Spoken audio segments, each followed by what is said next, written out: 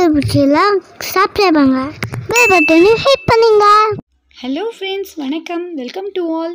இன்றைக்கி நாம் பார்க்க போகிறது ரொம்ப இன்ட்ரெஸ்டிங்கான ரெசிபி. ஓரியோ பிஸ்கட் மூஸ் எப்படி செய்கிறதுன்னு பார்க்கலாம். இது குக்கு வித் கோமாலியில் அஸ்வின் சார் பண்ணது தான். நான் அதை கொஞ்சமாக மாடிஃபை பண்ணி வீட்டில் ட்ரை பண்ணி பார்த்தேன்.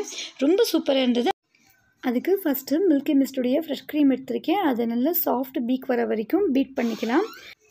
இப்போ நான் யூஸ் பண்ணிகிட்ருக்கிறது ஜஸ்ட்டு தயிர் கடையிற மத்து. இதை வச்சு ரொம்ப குயிக்காக நாம் சாஃப்ட் பீக் வர வச்சிடலாம். நம்ம விஸ்க்கு யூஸ் பண்ணுறத விட இது கொஞ்சம் பெட்டராக இருக்கும். எலக்ட்ரிக் பீட்டர் இல்லாதவங்க இந்த மாதிரி ட்ரை பண்ணலாம். இது மார்க்கெட்டில் 70-80 ரூபாய்க்கெல்லாம் கூட கிடைக்கிது. இப்போ பாருங்கள், நல்லா சாஃப்ட் பீக் வர ஆரம்பிச்சிருக்கு. இந்த டைமில் ஒரு ஸ்பூன் சர்க்கரையும் கொஞ்சமாக வெனிலா எசன்ஸும் சேர்த்துட்டு திருப்பியும் பீட் பண்ணலாம். அதனால் இன்னும் கொஞ்சம் சீக்கிரமாக ஃபோம் மாதிரி கிடச்சிரும்.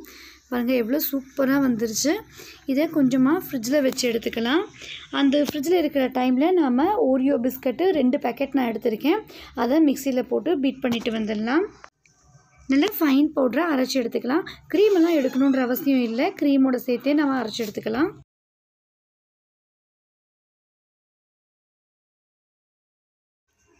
இந்த அளவுக்கு நல்லா ஃபைன் பவுடராக வர மாதிரி அரைச்சிக்கலாம். இதில் பாதி அளவு மட்டும் ஒரு பிளேட்டில் நான் எடுத்திருக்கேன்.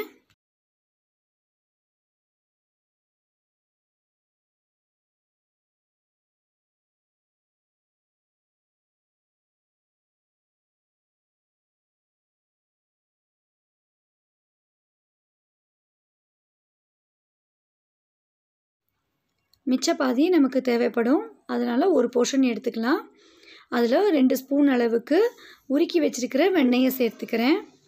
அதை லைட்டாக கலந்து விட்டுக்கலாம்.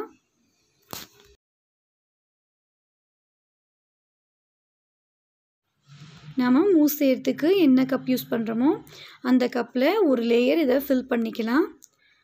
கொஞ்சம் லைட்டாக ப்ரெஸ் பண்ணிக்கலாம். ப்ரெஸ் பண்ணி ஒரு தின் லேயராக ஃபில் பண்ணிக்கலாம். நான் இன்றைக்கி 2 கப்பில் இதை அரேஞ்ச் பண்ணுறேன்.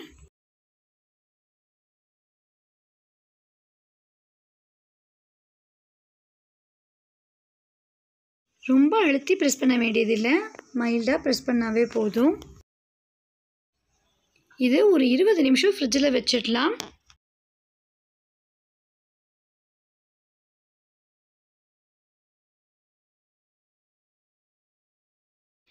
இது சில்லாகிற டைமில் நம்ம பீட் பண்ணி வச்சுருக்கிற க்ரீமில் ஆஃப் போர்ஷன் எடுத்துக்கேன்.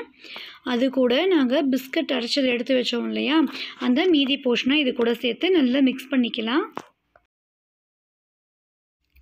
க்ரீமும் பிஸ்கட்டும் நல்லா ஒன்றா பைண்ட் ஆகி வர அளவுக்கு நல்லா பீட் பண்ணிக்கலாம். இந்த மாதிரி நல்லா கலந்தாச்சு. இது ஒரு 20 மினிட்ஸில் ஃப்ரிட்ஜை வச்சு எடுத்துருக்கேன். இப்போ இது கூட இன்னொரு லேயர் இதை சேர்த்துக்கலாம். பைப்பிங் பேக் தான் யூஸ் பண்ணி போடணுன்ற அவசியம் இல்லை. நான் ஸ்பூனில் தான் போட்டிருக்கேன். கரெக்டாக தான் செட் ஆகியிருந்தது.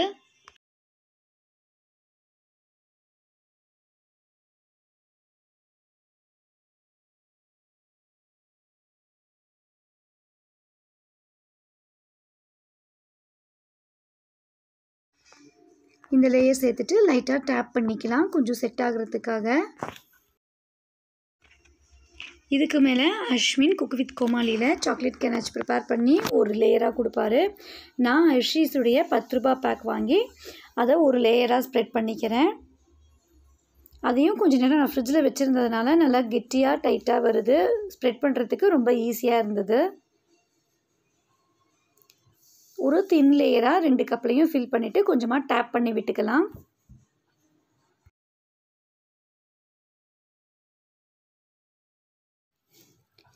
ரெண்டு கப்லையும் இதை அசம்பிள் பண்ணிவிட்டு ஒரு 20 மினிட்ஸ் to ½ an hour வரைக்கும் ஃப்ரிட்ஜில் வச்சு சாப்பிட்டா ரொம்ப டேஸ்ட்டாக இருக்கும்.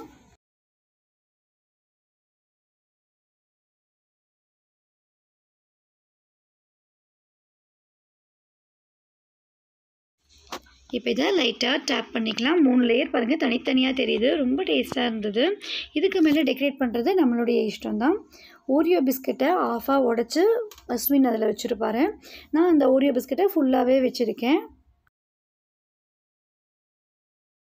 நாம் ஓரியோ பிஸ்கட் வைக்கிறதுக்கு பதிலாக சுகரை மிக்சியில் போட்டு பொடிச்சு இதுக்கு மேலே லைட்டாக ஸ்ப்ரிங்கிள் பண்ணி விட்டாலும் ரொம்ப அட்ராக்டிவாக இருக்கும். நான் ஓரியோ பிஸ்கட் இருந்ததுனால நான் அப்படியே அதை ட்ரை பண்ணியிருக்கேன். இதை ஒரு 20 நிமிஷத்துலேருந்து அரை மணி நேரம் வரைக்கும் நல்லா ஃப்ரிட்ஜில் வச்சு எடுத்துக்கலாம். ஃப்ரிட்ஜில் வச்சா போதும், ஃப்ரீசரில் வைக்கணுன்ற அவசியம் கிடையாது. இப்போ 20 நிமிஷம் 30 நிமிஷம் ஆயிருக்கு. இதை வெளியே எடுத்து தாமு சார் கவுத்து பார்ப்பார், கீழே விழக்கூடாது, அப்போ தான் பர்ஃபெக்ட் கன்சிஸ்டன்சின்னு சொல்லுவார். அந்த மாதிரி இருக்கான்னு நான் செக் பண்ணி பார்த்தேன், கரெக்டாக தான் இருந்தது. நான் இப்போ இதை ஃபஸ்ட்டு டைம் தான் ட்ரை பண்ணேன், ரொம்ப சூப்பராக வந்திருந்தது. இப்போ இதை கொஞ்சமாக டேஸ்ட் பண்ணி பார்க்கலாம். 3 லேயர் தனித்தனியாக தெரிஞ்சு மேலே அந்த பிஸ்கட் பார்க்குறதுக்கே ரொம்ப லுக்காக இருக்குது. இப்போ டேஸ்ட் எப்படி இருக்குதுன்னு பார்க்கலாம்.